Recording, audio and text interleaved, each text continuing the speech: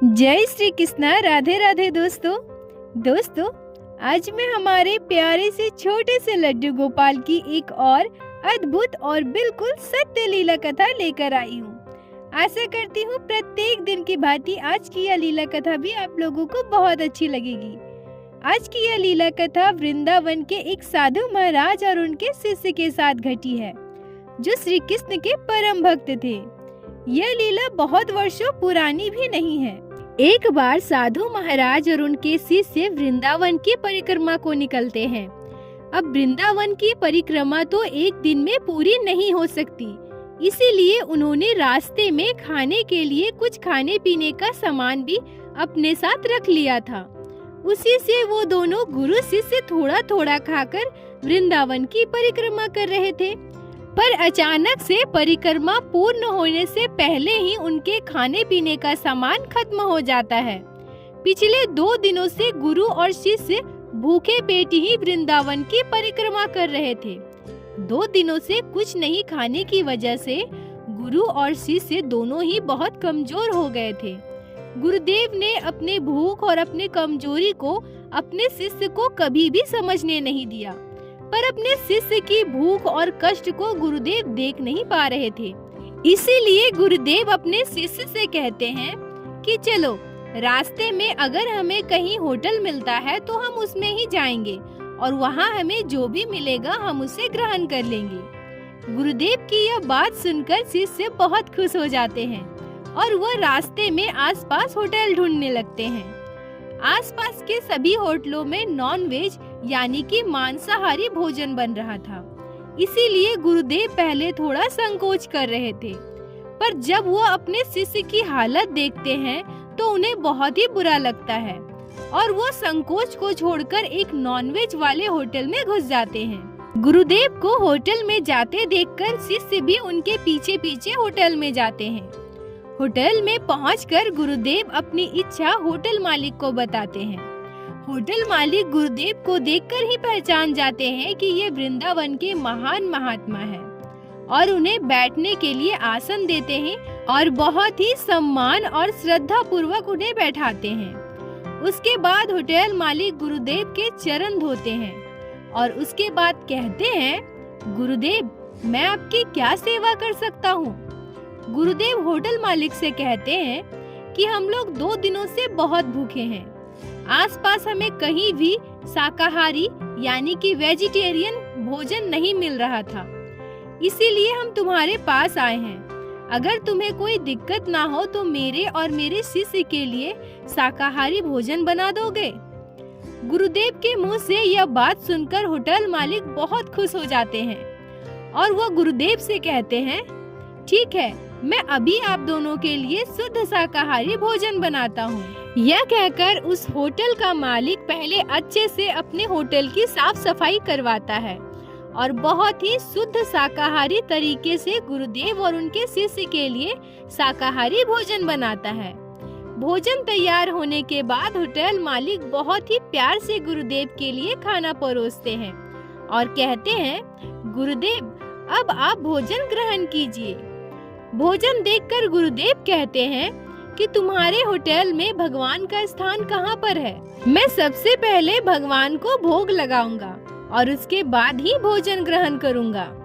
तभी होटल मालिक कहते हैं, क्षमा कीजिए गुरुदेव, मेरे होटल में भगवान का कोई स्थान नहीं है, क्योंकि मेरे होटल में मांसाहारी भोजन बनता है, नॉनवेज भोजन बनता है, इसीलिए मैंने अपने होटल में भगवान का स्थान नहीं बनवाया है। होटल मालिक की यह बात सुनकर गुरुदेव थोड़ा दुखी हो जाते हैं और कहते हैं, ठीक है, कोई बात नहीं, पर मैं आपकी होटल में भोजन ग्रहण नहीं कर सकता हूँ, क्योंकि जब तक मैं भगवान को भोग न लगा लूं, तब तक मैं खुद कुछ भी ग्रहण नहीं कर सकता। गुरुदेव के मुंह से यह बात सुनकर शिष्य और होटल मालिक दोनों ही बहुत दुखी हो जाते हैं। गुरुदेव भोजन की थाली को श्रद्धा पूर्वक प्रणाम करके वहां से उठ जाते हैं। गुरुदेव होटल मालिक से कहते हैं कि मुझे पहले ही पूछ लेना चाहिए था, इसमें मेरी ही गलती है। अगर मैं पहले ही तुमसे पूछ लेता तो तुम्हें इतनी मेहनत नहीं करनी पड़ती। अपने होटल की इतनी साफ सफाई करके मेरे लिए भोजन नहीं बनाना पड़ता। मुझे माफ कर दो। यह कहकर वो अपने शिष्य के साथ होटल से निकलने ही वाले थे, तभी उनके सामने एक बड़ी सी कार आकर रुकती है और तभी उन तीनों गुरुदेव, होटल मालिक और शिष्य के जीवन में घटती है एक आश्चर्य करने वाली, चौंकाने वाली घटना। उस कार से एक दंपत्ति उतरते हैं जिनके पास एक प्यारे से लड्डू गोपाल थे। दंपत्ति में से वो महिला अपने लड्डू गोपाल को लेकर दौड़ते हुए होटल के अंदर आती है और होटल मालिक से कहती है, मेरे लल्ला बहुत भूखे हैं, देखिए ना भूख से कैसे रो रहे हैं। क्या आपके पास कोई शाकाहारी भोजन है? हमने बहुत जगह ढूंढा पर हमें शाकाहारी भोजन कहीं भी नहीं मिला, जिसकी वजह से मैं अपने लल्ला को भोग नहीं लगा पा रही हूँ। आप हम पर कृपा कीजिए और मेरे लल्ला के लिए थोड़ा सा कुछ भी शाकाहारी भोजन बना दीजिए, जिससे मैं अपने लल्ला को भोग लगा सकूं और उनका रोना चुप करवा सकूं। होटल मालिक लड्डू गोपाल की इस अद्भुत लीला को देखकर आश्चर्य हो जाते हैं और उस महिला से कहते हैं, आप थोड़ा भी चिंतित मत होइए, बिल्कुल भी परेशान मत होइए, आपके लल्ला के लिए भोजन बिल्कुल तैयार है। अब आप जल्दी से अंदर आइए और यहाँ बैठिए, मैं लल्ला के लिए भोजन लेकर आता हूँ। पूरी घटना को देखकर वहाँ उपस्थित सारे लोग आश्चर्य हो जाते हैं और साथ ही साथ गुरुदेव और उनके शिष्य भी बड़े ही आश्चर्यचकित होते हैं।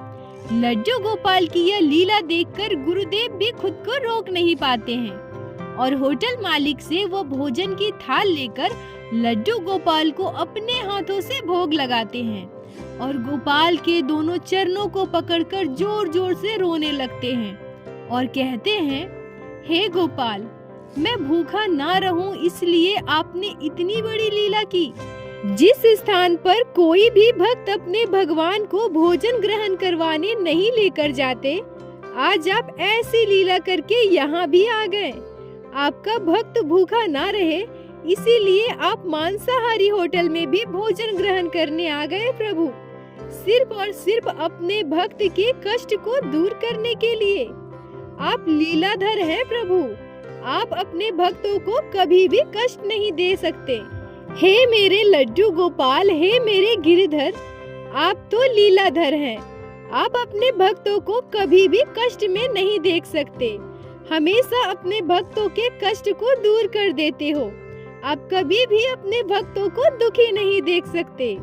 ये सब बोलते बोलते जब गुरुदेव गोपाल के चरणों को पकड़कर रो रहे थे, तब वह दंपत्ति गुरुदेव को ऐसे रोते देखकर चौंक गए और वो सोच रहे थे कि गुरुदेव लड्डू गोपाल के चरणों को पकड़कर क्यों रो रहे हैं और उन्होंने होटल मालिक से पूरी घटना के बारे में जानना चाहा। पूरी घटना सुनने के बाद वो दंपत्ति बिल्कुल आश्चर्यचकित हो जाते हैं और वो कहते हैं कि हम लोग भी बहुत देर से परेशान हो रहे थे, बहुत सारे होटलों में अपने गोपाल के लिए भोजन ढूंढा, पर कहीं भी हमें अपने लड्डू गोपाल के लिए शाकाहारी भोजन नहीं मिल रहा था। इसीलिए हम इधर उधर भटक रहे थे। इधर मैं महसूस कर पा रही थी कि मेरे लड्डू गोपाल कितने भूखे हैं, उनके आंखों के आंसू को मैं समझ पा रही थी। इसीलिए आपके होटल के पास आकर हम लोग रुक गए। शायद हमारे लड्डू गोपाल भी यहीं आना चाहते थे, इसीलिए मुझे इतना विचलित कर दिया। आज गोपाल ने फिर से यह लीला करके हम सभी को समझा दिया कि गोपाल अपने भक्तों से कितना प्रेम करते हैं। बोलो बाके बिहारी नाथ की जय, लड्डू गोपाल की जय, जय जय श्री राधे। दोस्तों, आपके जीवन में चाहे कितनी भी बड़ी समस्या आए, कभी भी अपने ठाकुर जी, अपने लड्डू गोपाल के ऊपर से विश्वास टूटने मत दीजिएगा, क्योंकि लड्डू गोपाल हमेशा अपने भक्तों के साथ होते हैं। कभी भी वो अपने भक्तों के आंखों के आंसू को नहीं देख सकते हैं। अगर आप लोगों को आज की यह लीला कथा अच्छी लगी हो, आपके दिल को स्पर्श की हो, तो कृपया वीडियो को लाइक करके अपने दोस्तों के साथ ज्यादा से ज्यादा शेयर करें, जिससे बाकी भक्त भी लड्डू गोपाल की इस अद्भुत लीला कथा को श्रवण कर सके। और हमारे चैनल को सब्सक्राइब कीजिए, जिससे प्रतिदिन आप लोग हमारे चैनल पे श्री बांके बिहारी श्री लड्डू गोपाल की अद्भुत लीला कथाएं सुन सके। दोस्तों, अगर आपके जीवन में घटी हो कोई भी चमत्कारी घटना या लड्डू गोपाल ने कभी भी की हो कोई भी लीला जिसे आप हम सभी के साथ शेयर करना चाहते हैं, तो कृपया हमें इंस्टाग्राम पे मैसेज करें। हम आपसे कांटेक्ट करेंगे और आपकी उस लीला कथा को हमारे चैनल में बाकी सारे भक्तों के साथ शेयर अवश्य करेंगे। लड्डू गोपाल की कृपा आप पर और आपके पूरे परिवार पर बनी रहे। राधे राधे दोस्तों।